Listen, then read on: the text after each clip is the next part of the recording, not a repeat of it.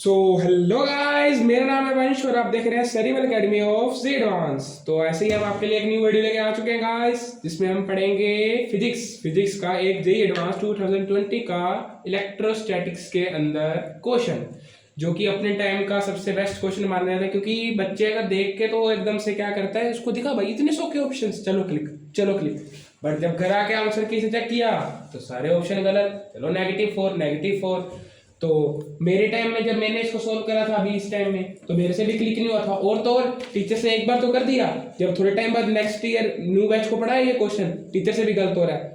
खास कोटा के टीचर से भी ऑप्शन क्लिक नहीं हुआ था।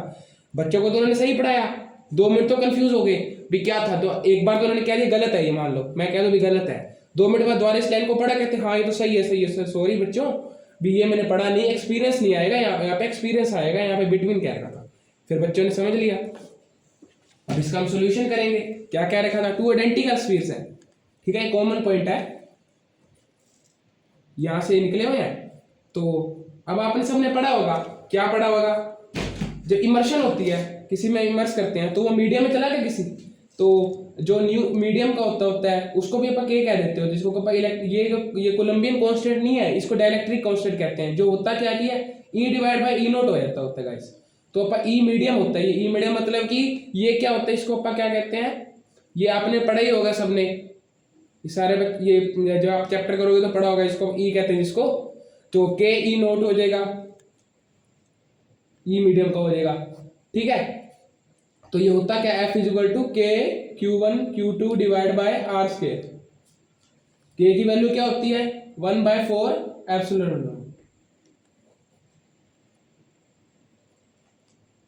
1/4 बाय एप्सिलॉन नॉट होती है। ये होती है वैक्यूम के लिए, ये डिवाइड बाय वैक्यूम होता है मीडियम के। बट अपने को वैक्यूम नहीं दे रखा, अपने को अगर मान लो मीडियम का निकालना है, तो मीडियम में क्या होता है, जो एफ नेट होती है, ध्यान रखिएगा गाइस मैं क्या बोल रहा हूँ, एफ नेट ना कि एफ नेट होगा न्यू, जब मैं डबल एल लगा देता हूँ, एफ नेट न्यू, तो वो क्या हो जाता है क्यू स्क्वायर डिवाइड बाय 4 पाई के ई नोट आर स्क्वायर। क्योंकि के ई नोट ई मीडियम का निकालना है, ये मीडियम के लिए निकाल रहे हैं हम किसी लिक्विड के अंदर, तो वो के ई नोट हो जाएगा। क्योंकि ई मीडियम निकालना, ई मीडियम आता होता है वैसे नीचे, इसका ई मीडियम आ जाएगा अगर के ले तो, बट अगर आप इसको के ई नोट लिख देंगे तो ऐसा हो जाएगा। तो आप ये ध्यान से देखिएगा, ये तो क्या हो गया, ये तो एफ ओल्ड बन गया, तो एफ न्यू ऑफ नेट हो जाएगा, वो क्या होएगा, क्यू के जो एफ हो जाएगा, एफ ओल्ड था उसको के से डिवाइड कर दो, के से, ये क्या हो जाएगा, एफ न्यू आ जाएगा जो कि नेट था। अब आप ध्यान से देखिएगा गाइस, ये एफ नेट है। अब एफ नेट का कंसेप्ट बताता हूं कि एफ नेट कैसे है। ये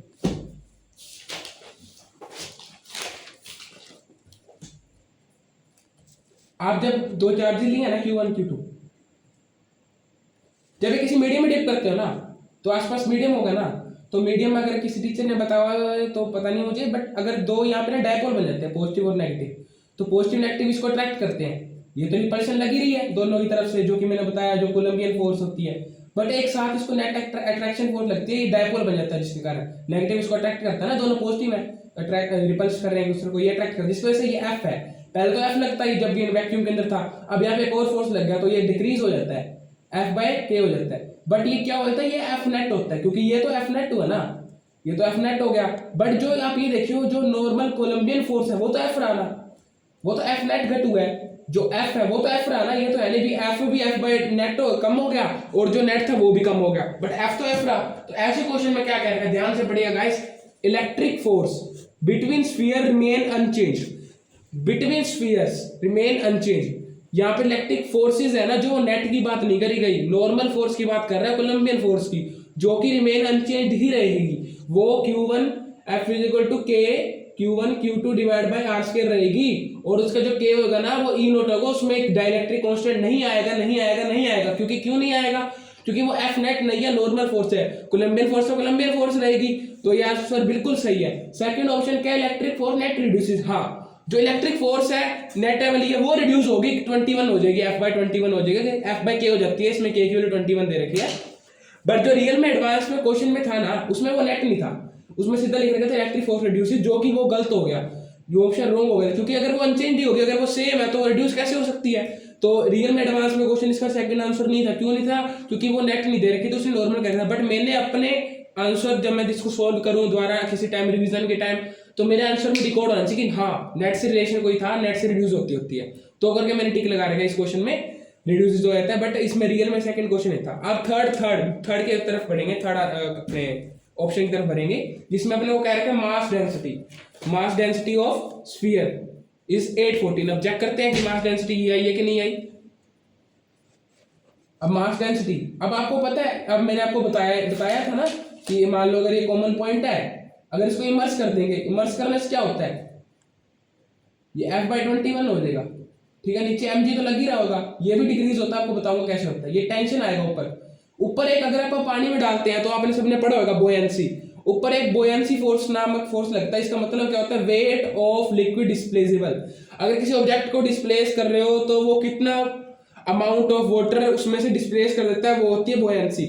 मास ऑफ लिक्विड इनटू जी, ये लिक्विड है, ठीक है। तो डेंसिटी इनटू वॉल्यूम मास हो जाएगा, तो density of liquid into volume into g, ये हो जाता है एफबी का फॉर्मूला। ओके गाइस, तो अब बोयंसी लग रहा है, अगर अल्फा सेम रखना है, आप नॉर्मल वैसे भी सोच सकते हो। वैसे तो इसकी डेरिवेशन होती है कि इज इक्वल टू अपने ऐसे करके 1/1 minus density of liquid by density of body, ऐसे करके डेरिवेशन होती है इसकी।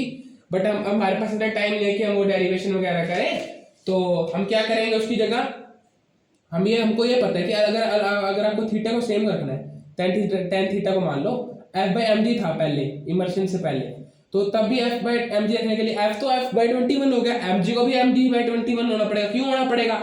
अगर मान लो इमर्शन के बाद भी वो एक तो ऊपर से मान लो ये mg का mg रह गया, ऊपर से बोयंसी फोर्स लग गया, तो ये तो F का कोई लिंक ही नहीं रहा, ये F नेट तो रहेगा ही नहीं। जो ज्यादा फोर्स होगा, mg ज्यादा होगा, वो तो नीचे आ जाएगा, मतलब कि अगर वो ऐसे रहना था वो तो ऐसे हो जाएगा, वो तो थीटा ही सेम रहेगा ही नहीं। तो अगर इसको सेम रखना है ना, तो इन दोनों का जो नेट फोर्स है वो भी सेम रखना पड़ेगा, तो इसको भी mg/20 होना पड़ेगा, mg/k होना पड़ेगा, जो कि इसकी डेरिवेशन भी होती है, आपने पढ़ा होगा मेरे हिसाब से, mg minus fb is equal to, जो mg नेट होगा ना mg/k हो जाता होता है हमेशा, याद रखिएगा गाइस, mg/k हो जाता है, ठीक है गाइस।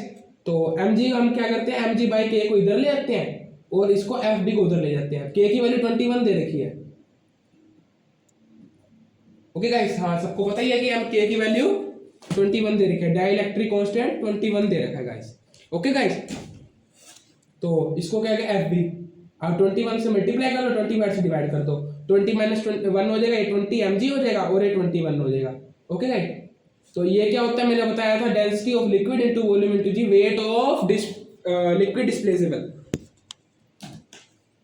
ठीक है गाइस। अब मैं मास को ऊपर क्या लिख सकते हैं, ये मास ऑफ ऑब्जेक्ट है, ध्यान रखिएगा गाइस, ये क्या है, मास ऑफ ऑब्जेक्ट, जो कि हमको निकालना है मास डेंसिटी। तो इसको ऊपर क्या लिख सकते हैं, density of object into volume, 20 into density of object, ये बॉडी लिख लो, इसको body into volume into G divide by 21 is equal to density of liquid into volume into G. Volume और जी तो कट गया, ओके गाइस।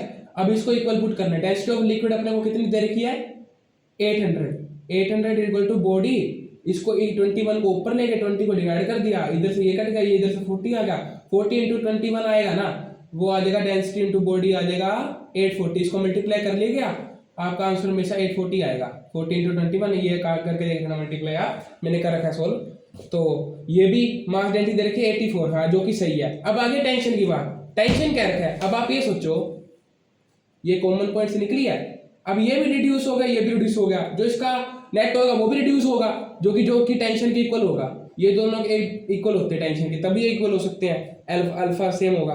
अगर ये reduce होता है, टेंशन को भी रिड्यूस होना पड़ेगा, जो कि क्या रखा था सेम, जो कि सेम नहीं है, जो कि अनचेंज रहेगा, और जो कि अनचेंज नहीं रहेगा रिड्यूस हो जाएगा। बट इसमें क्या क्वेश्चन क्या रखा है, जो कि टेंशन इज अनचेंज, मतलब कि टेंशन सेम रहेगा, जो कि नहीं है, तो ये भी क्रॉस हो जाएगा।